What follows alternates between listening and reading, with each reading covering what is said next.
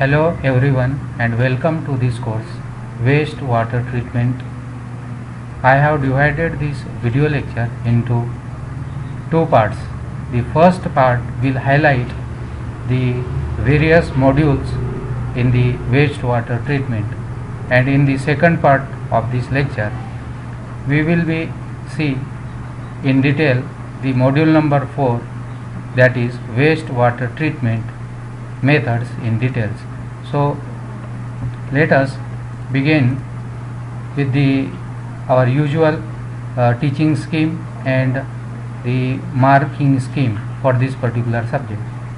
So for this particular subject we have the theory marks is 60, CA1 10, CA2 10, and mid semester examination is 20, and total marks for this particular course is 100.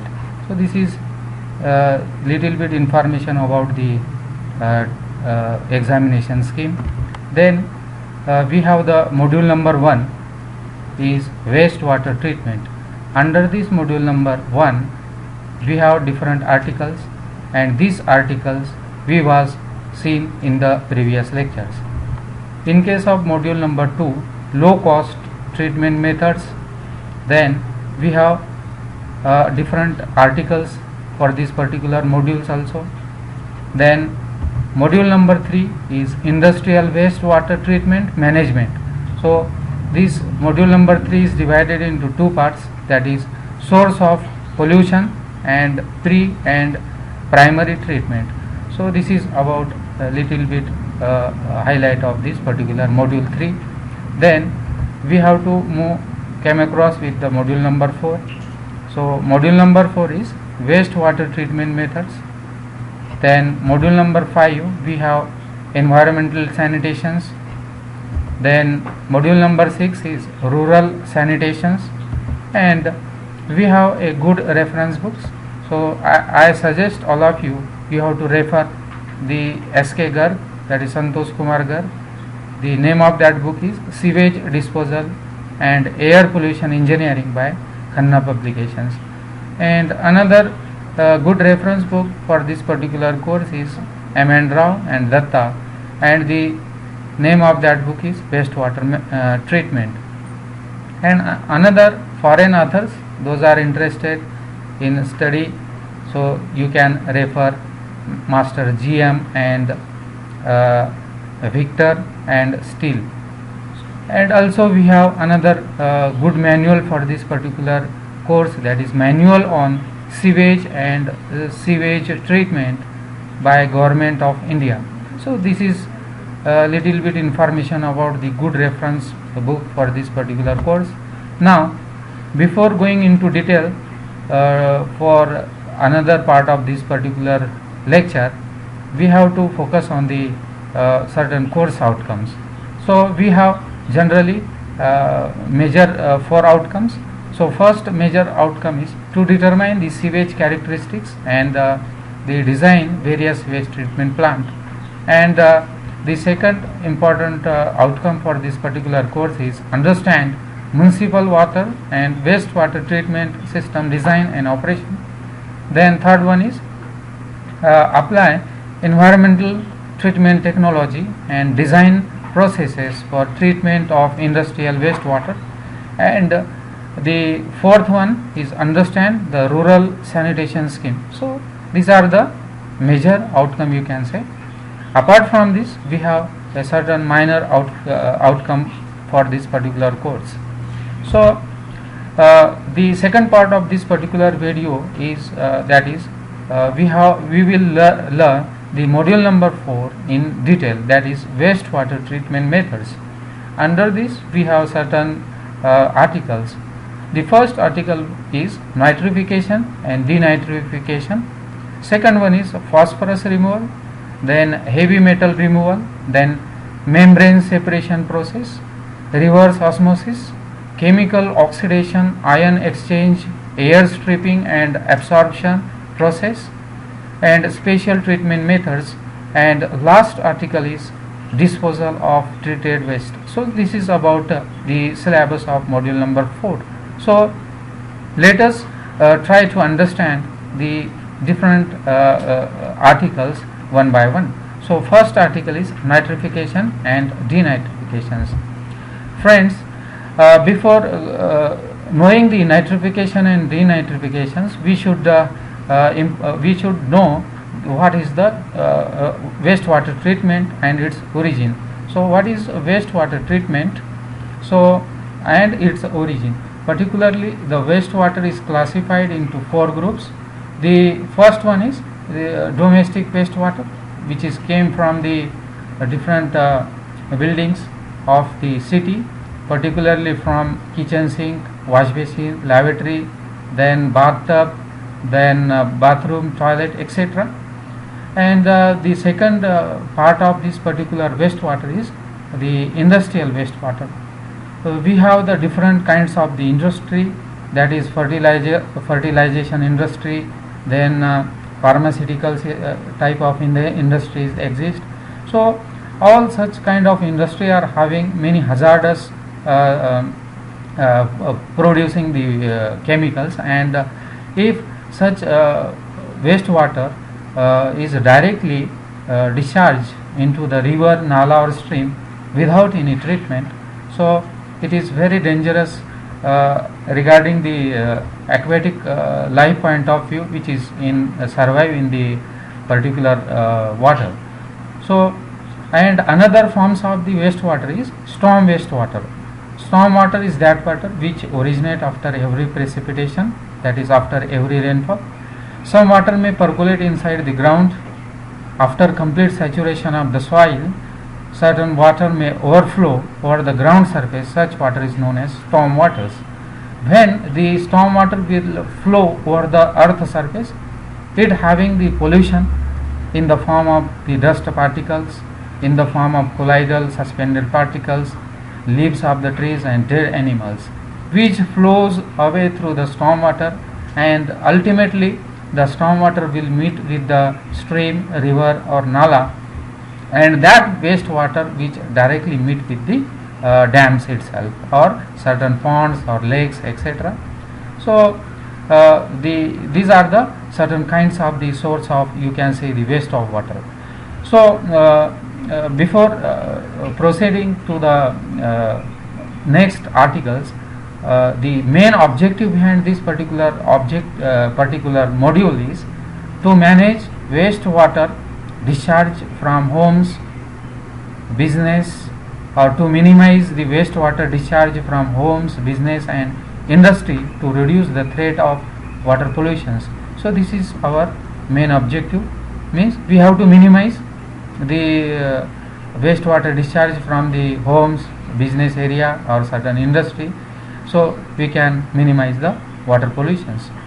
Now friends, we have seen that the component of wastewater treatment plants, we know that it is the place where wastewater is treated with the help of different components. The wastewater came from the any kinds of the source may be the domestic, source may be the industrial, source may be the storm water, and we have the first component part, that is raw sewage inlet chamber. Second component part is the screening, then another third component part is grit removal, then we have primary clarifiers, then we have the aeration tank, then sludge thicker, sludge stabilization, and ultimately the last component parts of the sewage treatment is sludge drying beds. So these are the treatment plant component. So when the raw sewage is coming from any kinds of the source, so it is came with the certain chemicals, it came with the certain colloidal, it came with the certain hazardous chemicals, biological, chemical,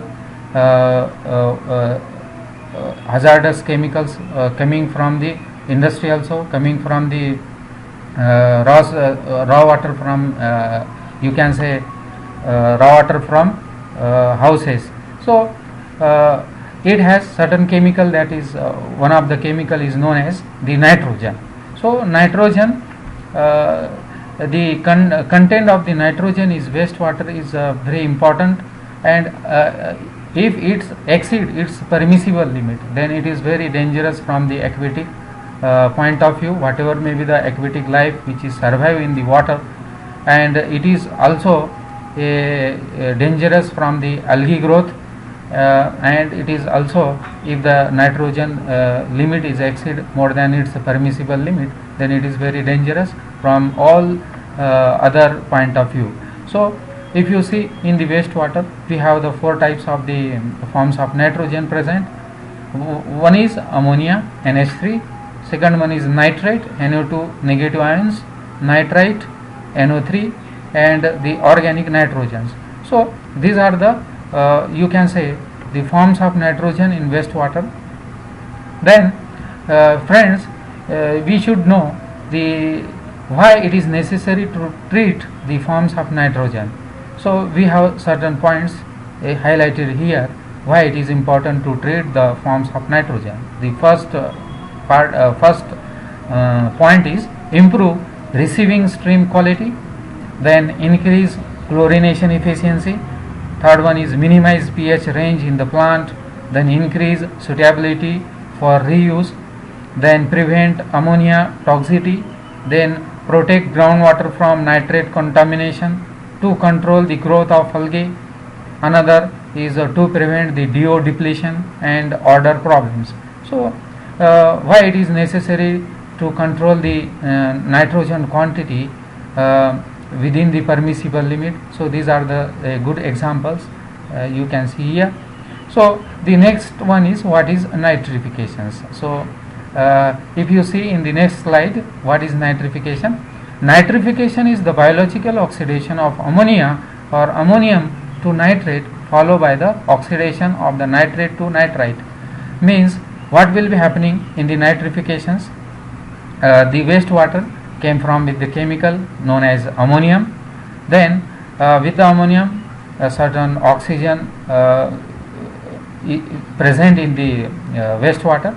So ammonium NH4 positive plus oxygen, the reaction will form is nitrate. So another second reaction will be formed, that is nitrate plus oxygen. So nitrite plus oxygen, the another chemical reaction will form is NO3 negative, that is known as nitrite. So this process is known as nitrifications. So friends, we have 2 to 3 good relations, chemical reactions in case of the nitrifications. NH3 ammonia plus O2 plus 2 electrons, negative charge electrons. The reaction will form NH2OH plus H2O. Then another reaction, that is NH2OH plus H2O. The another reaction is NO2 negative ions plus 4 H positive ions plus 4 negative electrons. So in this particular reaction, if you see here, this NO2 negative ions is nitrite, and the next reaction is very important, NO2 negative plus half O2. The reaction we got is NO3 negative ions, that is nitrite. So from the ammonia to ammonium, this ammonia is gaseous state, and plus NH4 positive ions, that is ammonia in ion exchange process. So this process will become a nitrite, NO2, and nitrate, that is NO3. So this process is known as ammonia oxidizers, or you can say nitrosomonas or nitrobacter. So if you see the permitted levels of this nitrogen in case of wastewater, 0.3 mg per liter for inorganic nitrogen, 0.015 mg per liter for soluble orthophosphate, and in case of the drinking water standard, the limit of this is 10 mg per liter NO3 nitrite. Now we can understand nitrification and denitrification process of wastewater with the help of animated video. So the animated video clearly understand you what do you mean by nitrification and denitrification process. So let's look over the video. Like carbon, nitrogen follows a basic pathway in a continuous cycle. This cycle is critical to all living organisms that have existed or will exist on the planet. Wastewater treatment plants play a critical role in reintroducing nitrogen back into this cycle with limited environmental impact. High levels of nitrogen entering natural waterways can result in toxic conditions for wildlife, dissolved oxygen depletion, and excessive algae growth, all harmful to local plant, animal, and human populations. Nitrogen enters wastewater through various pathways. The most abundant contributor of nitrogen in typical municipal wastewater is urea. Yeah, urine. Other contributors of nitrogen are food processing waste, chemical cleaning agents, and many other industrial components. Nitrogen is present in wastewater in various forms, which have been lumped into separate general categories. Nitrogen in the form of ammonia is ammonia nitrogen. There is also nitrite nitrogen and nitrate nitrogen, which are usually formed during the actual biological processes at the wastewater treatment plant. In addition to these forms, nitrogen makes up a small percentage of the cell mass of the organisms in the system, as well as other dissolved organic compounds. This category is referred to as organic nitrogen, of which a certain amount typically cannot be removed through the biological processes that will be described in this video. Total nitrogen, as the name implies, is the sum of all types of nitrogen. TKN, or total Kjeldahl nitrogen, named after the scientist Johan Kjeldahl, is the sum of only organic nitrogen and ammonia nitrogen. TIN, or total inorganic nitrogen, is just as the name implies, the total nitrogen minus the organic nitrogen. In simplistic terms, nitrogen in various forms is flushed, rinsed, or otherwise introduced into the sewer system. Almost all of this organic nitrogen, urea for example, is immediately hydrolyzed into ammonia. In water, gaseous ammonia, NH3, is almost entirely converted to ionized ammonia, or ammonium, NH4+. Specialized autotrophic bacteria, or nitrifiers, convert the ammonium to nitrite, NO2, and then to nitrate, NO3, through various biological processes. As dissolved oxygen is depleted by the nitrifiers and other organisms in the basin, other specialized heterotrophic bacteria, denitrifiers, are able to thrive by using the oxygen attached to the nitrate molecules for respiration, creating nitrogen gas as a byproduct. The nitrogen gas then simply bubbles out of the water into the atmosphere. Pretty slick, right? Well, let's go back to the beginning and take a closer look at each of these important steps in the nitrogen removal process. First, as a natural reaction in an aqueous solution, or in water, the vast majority of the organic nitrogen immediately hydrolyzes into ammonia. Most of this ammonia automatically converts to the ionic form ammonium. The equilibrium between the gaseous and ionic forms of ammonia is heavily impacted by the pH of the water. A more acidic solution will favor the ionic form ammonium. A more basic will favor the gaseous form ammonia. Since wastewater typically ranges between a pH of 6 and 9, almost all of the ammonia will be in the ionic form. Since ammonia testing accounts for both forms, ionic and gaseous, it is not necessary to worry about each form separately. No bacteria is necessary for this conversion, it just happens.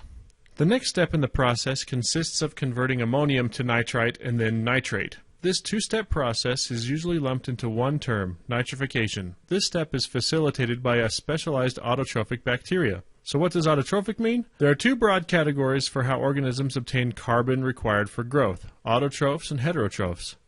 Autotrophs are able to obtain their carbon from non-organic sources, such as carbon dioxide and the alkaline bicarbonate. Plants are good examples of how this is done. Heterotrophs, on the other hand, require organic sources of carbon. Essentially, heterotrophs get carbon by consuming other organic compounds, humans and animals being good examples.